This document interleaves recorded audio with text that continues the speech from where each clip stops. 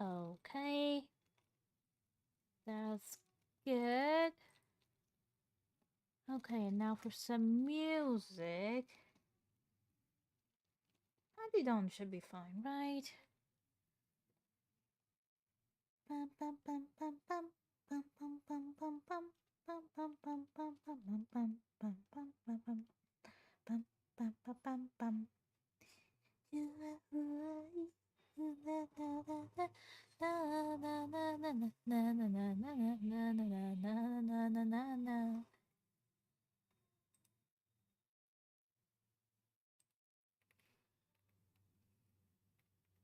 Let's see now.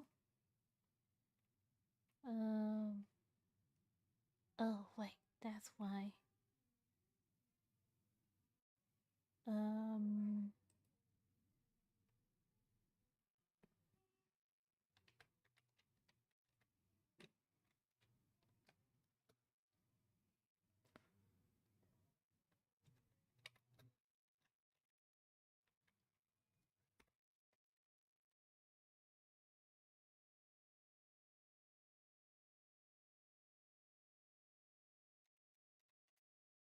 Hmm.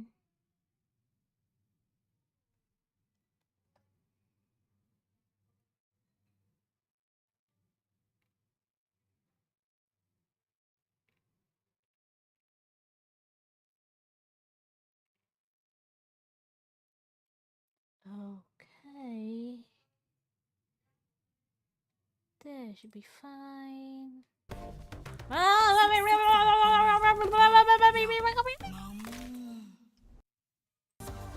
Nope, nope, nope, nope, nope, nope, nope. God damn it! Ads. I forgot about ads. And how annoying they are. Man.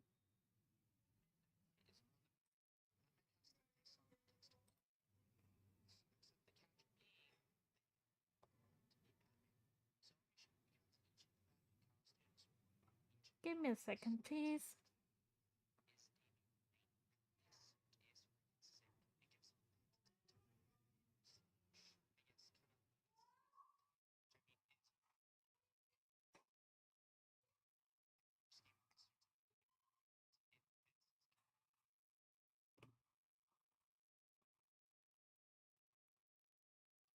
Oh, yeah.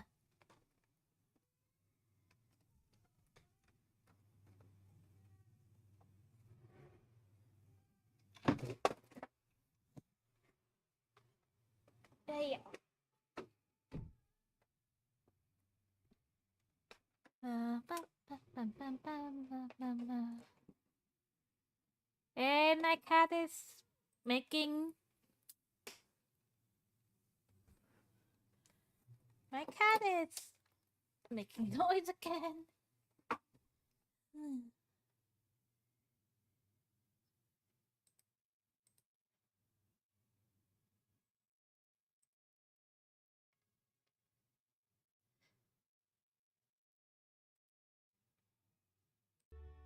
Okay. Now I can do this. Oh, right. Almost forgot.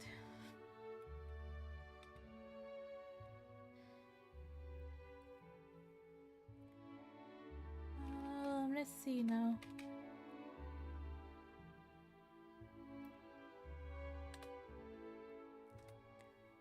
Bow, bow, bow, bow, bow, bow,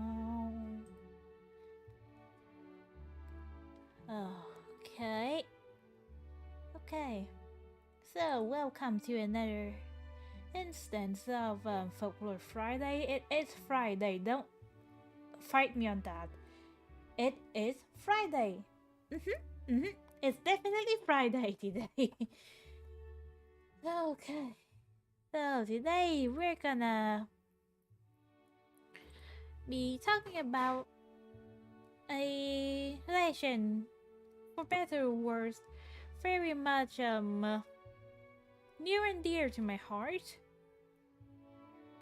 The legend of and Duong Vuong meet Chau and Trong Thuy. And it's near and dear, not in a good way, unlike most Vietnamese legends, if I'm being honest. Okay.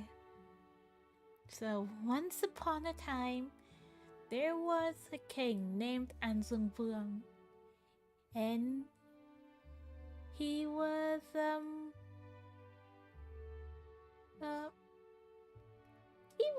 the guy, right?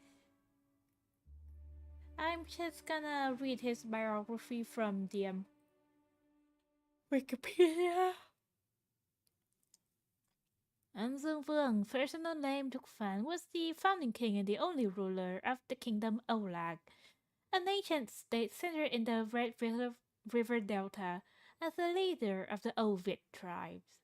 He defeated the last Hung king on the State of Van Lang and united its people, known as the Lạc Việt, with his people, Ovid.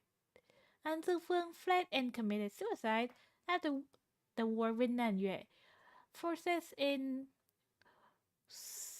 179 BCE. So, more about this guy. After he became king, Duong Vuong wanted to build a Duong Vuong wanted to build a strong city that can be defended, and so he started on construction of a city in the shape of a seashell, or a snail's shell, almost. And that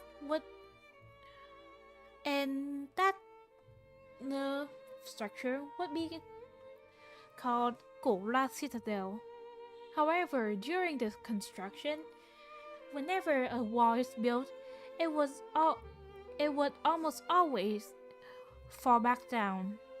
And for the longest time, people didn't know why it was that way until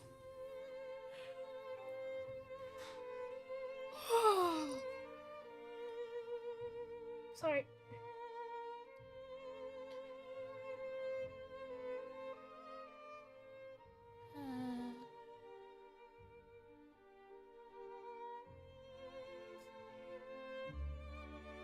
Until where was I? Oh, right. The walls of that fortress kept falling down and being undone, and so the king led an investigation and realized that this was being done, but the disruptions were done by a malevolent spirit in the shape of a chicken. An evil chicken, you could say. And so, with the help of his army, the king and Duong Vuong then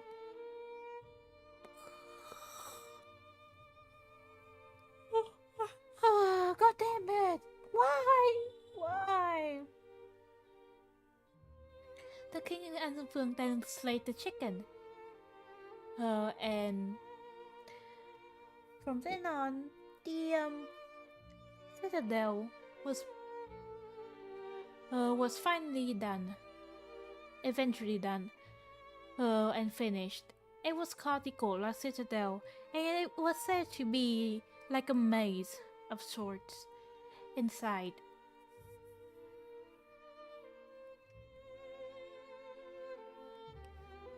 Give me a second. Water.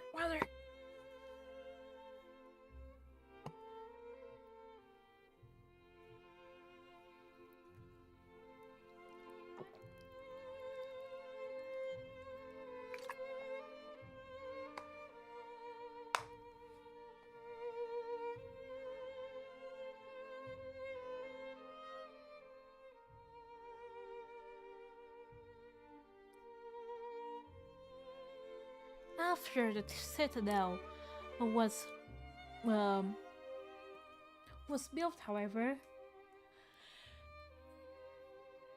enemies from the north, yes, north, came and tried to invade Olag, and so An Duong Vuong prayed to the gods for a way to fight off the invaders. Hearing his plea, the golden turtle, which you might recognize from the episode, the stream about Leloy, came and helped out again. This time by lending the king one of his golden claws and instructing him on how to create a magical crossbow with it. This crossbow, the Thanal, which literally just means like divine bow, I guess, was a masterpiece, and it was said to fell multiple men. Each shot it took, each shot it shot, I guess.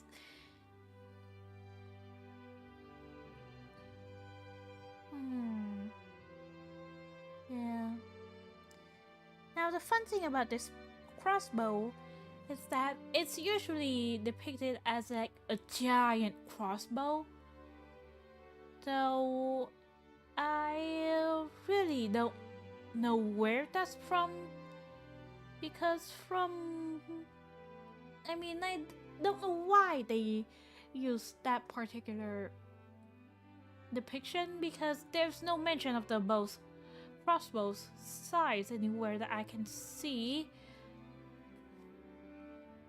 But besides that, yeah, it was a very powerful bow, and with that crossbow, he won the war, and all was well in his eyes. He had an impenetrable wall and an unstoppable weapon. And so peace came. And would you look at that? Is their former enemies? Let's see how to.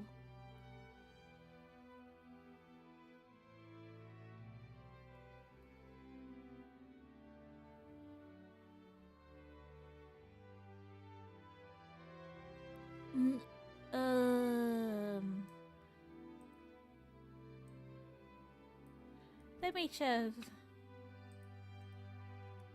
how to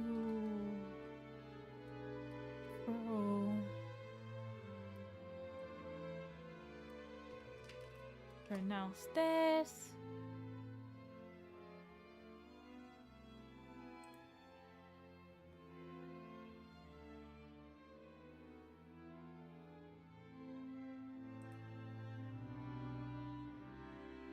Zhao. Yeah, that Zhao. The one who invaded the kingdom of Olag to begin with, sent his son, Zhongxi. So we Viet call him Trong Thuy. That is his Vietnamese name, and since I'm much more familiar with Vietnamese than Chinese, I'll be going with that name from this point on.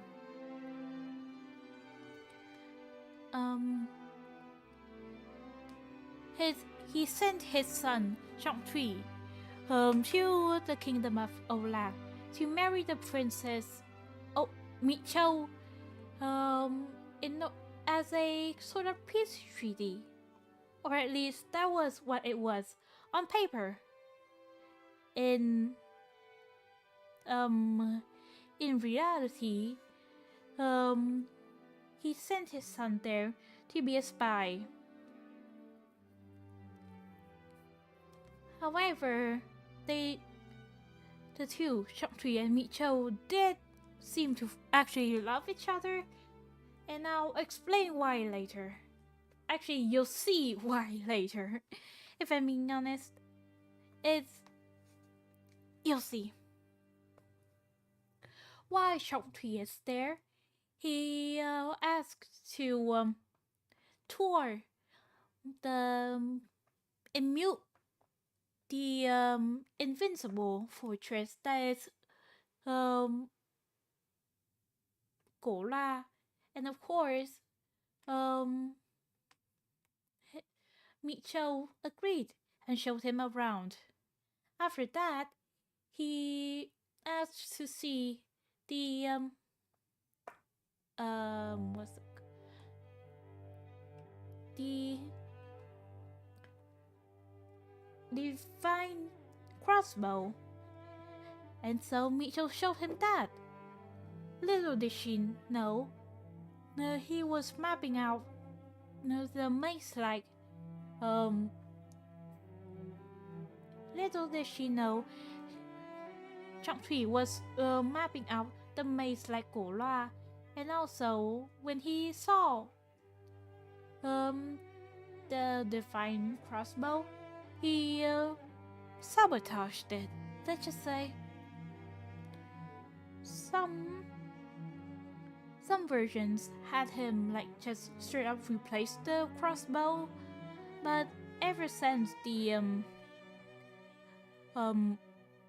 depiction of the giant crossbow became popular, yeah, I don't see that line very much anymore. I wonder why. After replacement,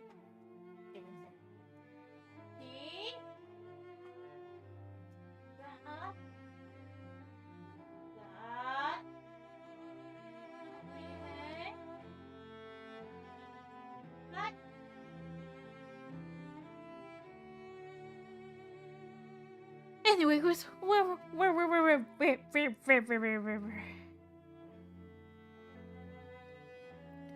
oh, yeah, so whatever version you read, it all ends the same, with Trong Thuy sabotaging the golden bow, the golden turtle's bow, crossbow. I keep messing those two up like crossbow and bow. They're the same to me, alright? Yeah.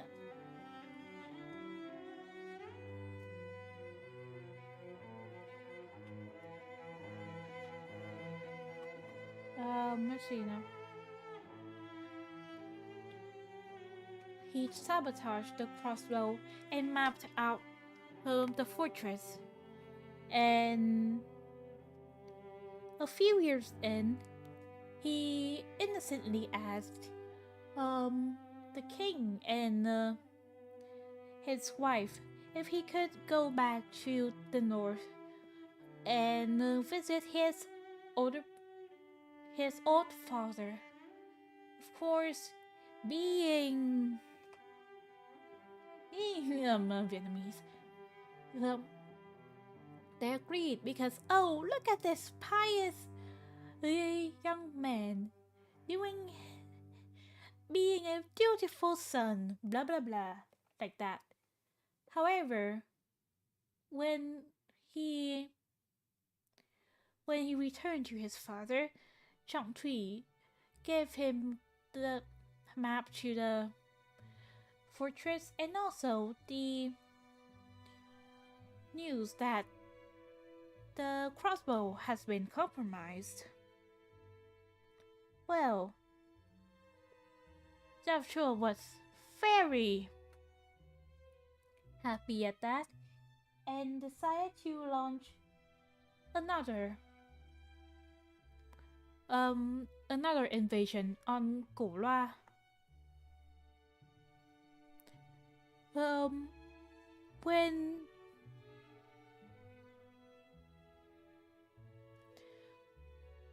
When An Fuang saw that the armies were approaching, he didn't do anything though, because he was so sure of his defenses that he was adamant that even if the enemies came knocking, he would just slaughter them all in one blow.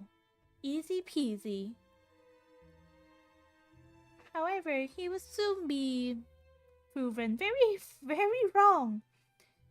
And when the citadel was breached and he found out about the crossbow, he and his daughter, Michou, who hopped onto their horse and rode away to hide from the invading army. However, no matter how far or how roundabout their road was, the pursuing armies were always just behind, until they hit a dead end at the edge of a cliff facing the ocean. There, they were greeted by the golden turtle again, and he said that the traitor you seek, the traitor that led you to this point, is riding right behind you. And so, the king, An Vuong, turned around to see his daughter, and behind his daughter, a trail of goose feathers. Turns out, before they departed, oh my goodness, give me a second.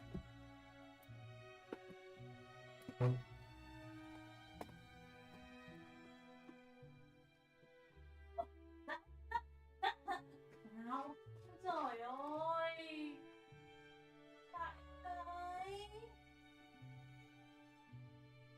Ai, thật là dã man.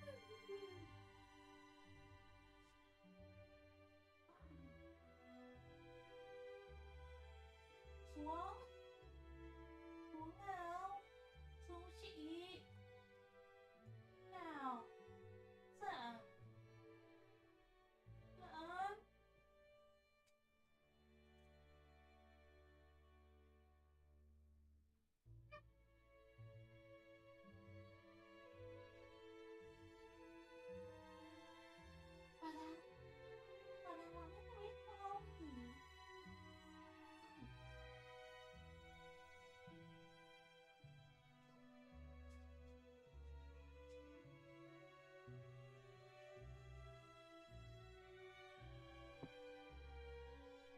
She climbed up the dressers. She's up at the top of the dressers, and I can't reach that point because I'm not tall enough, even with a chair or something. And I'm not going upstairs to get her. So, anyways, where were we? Right. Before Chau and Trong Thuy departed, parted with each other, Trong Thuy told her that if anything was to happen and they got separated, she'll leave behind a trail of goose feathers for him to find her. And, well, as you can see, that wasn't the best idea for her survival. And with the army fast approaching, An Vuong, in fury, took out his sword and pointed it at his daughter, Michou. When he did this, Michou exclaimed, "Oh, father, if I was truly if I was truly at fault for the downfall of our kingdom. Then when you strike me down, um, my blood would become wild grass. But if I am innocent, then my blood will become pearls in the ocean. And as she said so, An Dung Fen indeed struck his daughter down, and her body fell and dissolved into pearls, as she said. The king, however, was escorted by the turtle to live in the, let's see now, Dragon's Palace. When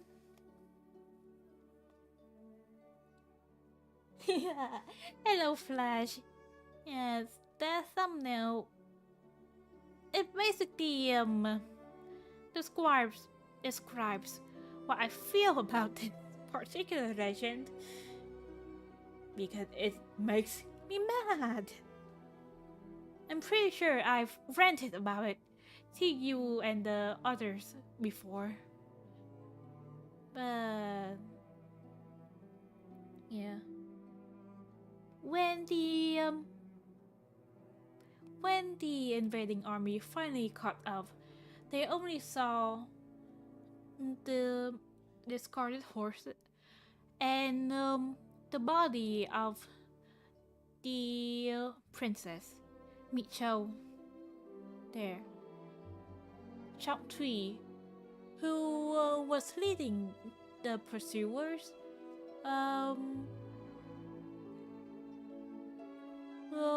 Chau Thuy, who was leading the pursuers, saw the body and fell in despair. So much so that later on, when it is said that when he was bathing, either by a well or by a lake, he saw the by a well or by a lake, he saw a vision of Chau in the water, and seeing her, his overwhelming guilt led him to jump into the water to his death. And nowadays, it is said that if you take a pearl that is said to be made from Chau's blood and wash it with the water where Chau Thuy took his life, the pearl will shine even brighter. And that's the reason why I think that in the end they really did love each other, and Chau was an unfortunate collateral in this war of nations and stuff. Both Chau and Trong Thuy, actually, they're very interesting to me. But now, for the reason why I freaking hate this. I freaking hate this legend. Well, at least I don't like it as much as other Vietnamese legends. Well, An Dung Vuong was seen as a hero, which is, I guess, kind of fair. But Chau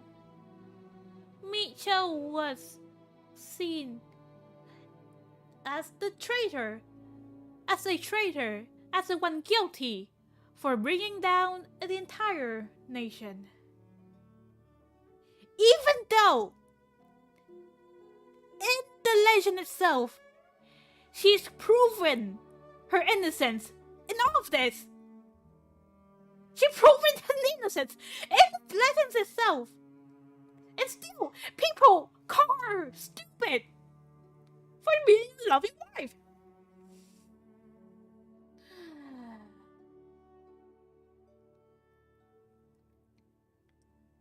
And Son Tinh Thuy, well, he got deified, and now he's said to be lavishing under the sea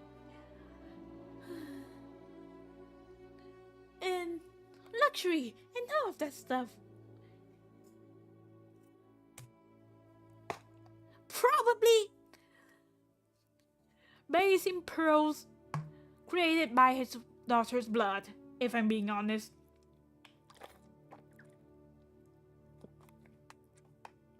It makes no sense to me.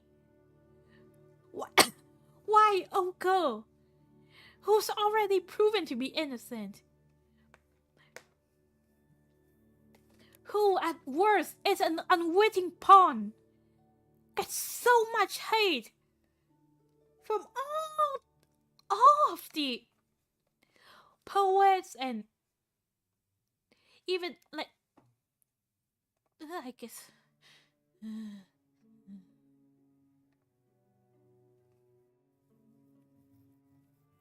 in literary analysis we were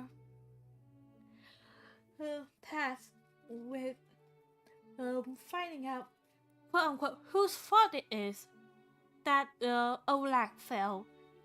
And you know what the right answer was? It was Micho. Micho was blamed for the entire fall of this. All her fault, they say. Even though Son Tinh Thuy did nothing after the building of Cổ Loa. He just laid back because he got too complacent. And they don't even talk about like Trong Thuy and Zhao Shuo that much. They just focus on Micho for no reason. Even though she's innocent in all this. But no! Micho is the problem! Micho is the villain! I am so angry at that. Because she's probably the most innocent one out of all of them. So innocent, in fact. Like her innocence was proven within the legend itself. But no one listens. There's even a poem about how quote stupid she was, that she put her heart where her brain should. And it was by a really famous poet.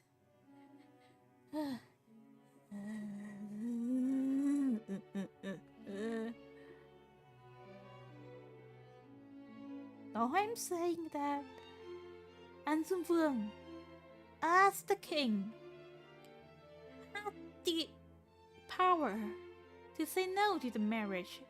He had the power to tell Micho to forbid Trong Thuy from touring the from mapping out Cổ Loa Citadel, and from he had the power to forbid Trong Thuy from seeing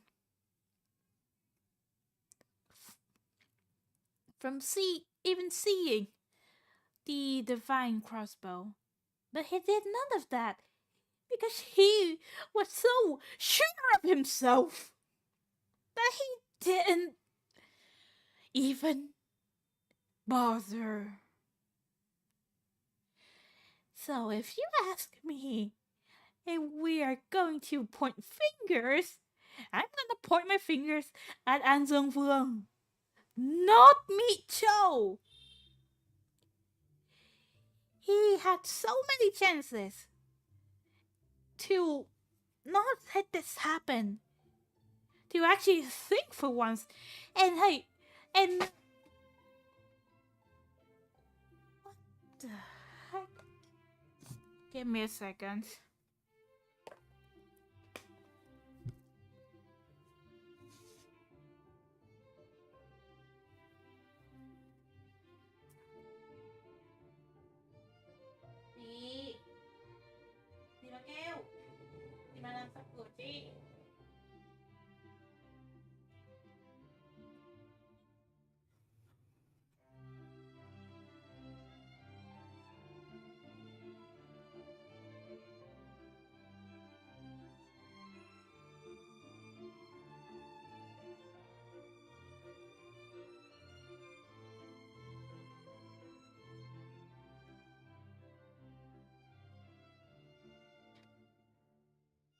Okay, where was I? Oh, right. Duong Vuong, as the king, as the ruler of this nation, whose power trumps everyone else in the vicinity, and who should know better,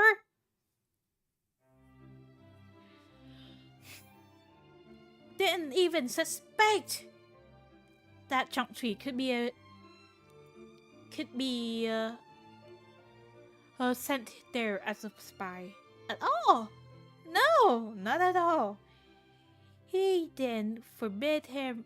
He didn't take any precautions at all. Let's see now. He could have forbidden him from mapping out the citadel. He could have forbidden him to even step foot in the vicinity of the divine crossbow. He could have sent his army, prepared them to intercept the invaders when he saw them. But no, he didn't do any of that.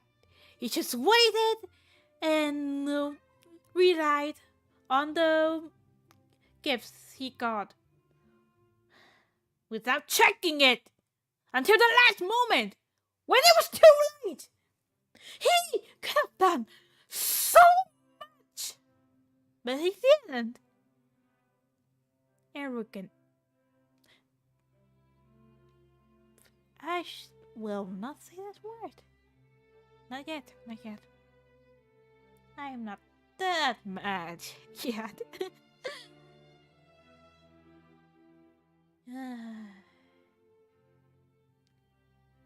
Michou deserves better. I'll say that. Michou deserves so much better. She's innocent in all of this.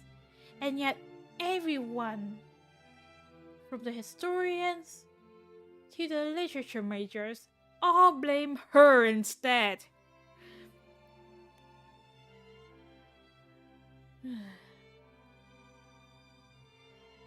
They blame the unwitting pawn, the unknowing pawn,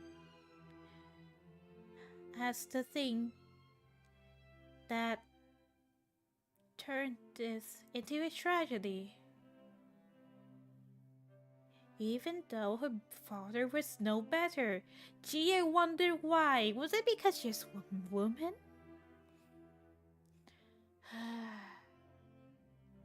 Truly.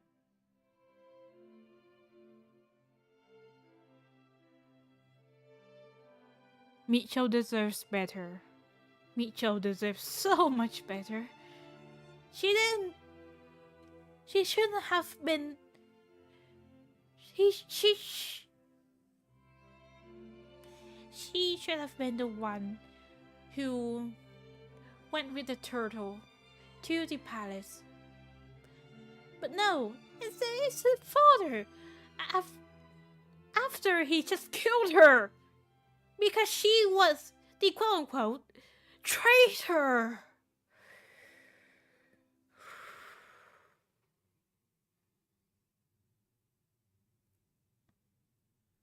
And the turtle too. Why the hell would you say that she's the traitor when it's clear that she's not?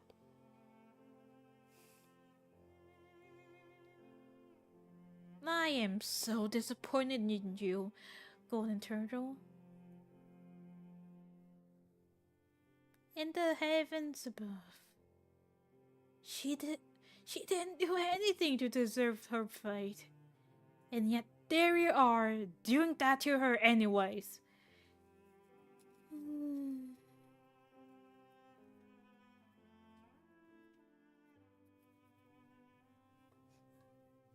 I wish that at least the literary analysis classes would be a little bit more open-minded and accepted and any answers other than accepted more varied answers as to who will cause the downfall of this short-lived time. But no. The correct answer is somehow always me, Chau! My cat is calling again. I wonder if you can hear her. Hear him at least. Oh well.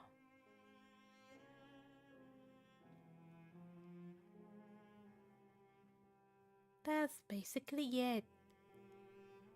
Any questions?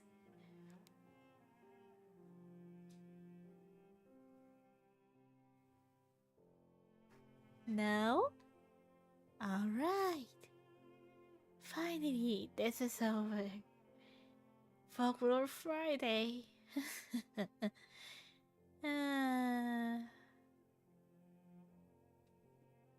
I haven't been so close to cursing in so long. Of course, this is the one that caused me to lose it. Of course, it's this legend. I should have known. Isn't that right? No?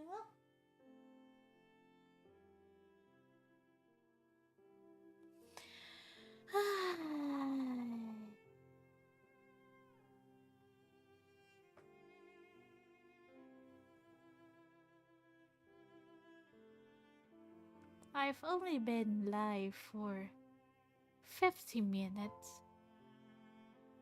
But I've gotta say, that's gonna be it for today.